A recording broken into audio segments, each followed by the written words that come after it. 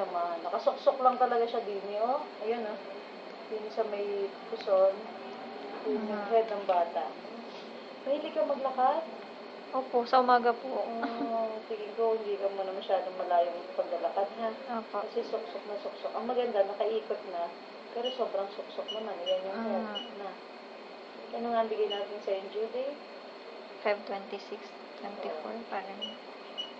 So, 4.5, lalakad pa lang sa 5, ha? Yan yung heartbeat, ayan. Wow, lumilikot. Ang heartbeat, ang normal ay 1, likot ng baby mo. Likot lang po niya.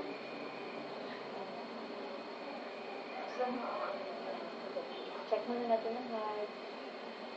Anong gusto? Bird? Bird. Ayan, heartbeat. Yan. Sa likot, hindi makuha tuloy. Sa kalikutan. Ikot nga po yan ng ikot. Hindi po may. Ayan, okay. Normally, 120 to 160. 1, 2, so ngayon, ang baby mo ay 145. Opo. Asan daw ang bird? Hinahanap na.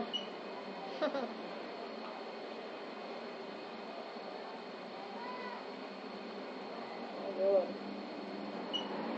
Ito ha. Yun yung bird. Ito kasi yung isang ganito. Kita. Yun ang balls. Yun ang bird. Palakihin natin. Para mas makita. Ayun na. Yun ang balls. Ay kasi ang pinaka. Yun natin ang kapit dyan. Ayun, yun na. Yan, yun ang balls, yun ang bird. Kaya siya, ay may puso, pinakapalinis. Pero yung tourist na yun, yun ang pinaka-bird. Yan. Tapos ang pinaka, ano nga ito? Binti, ano? O hita. Hita. Kita. Hita ng manok. Ito ang hita. Yan. Nakasuksok, hindi makita ang ulo. Ang head talagang suksok na suksok sa baba. Ito yung pinakahita niya. 19 to 20 weeks ka na. Ibig sabihin, lalakad ka lang ng 5 months ka lang. Wala pang 5 months, pero ramdam mo na dapat ang kanyang paggalaw. Yun ang heartbeat, yun ang head. Suksok na suksok. Oh, yan na. Opo.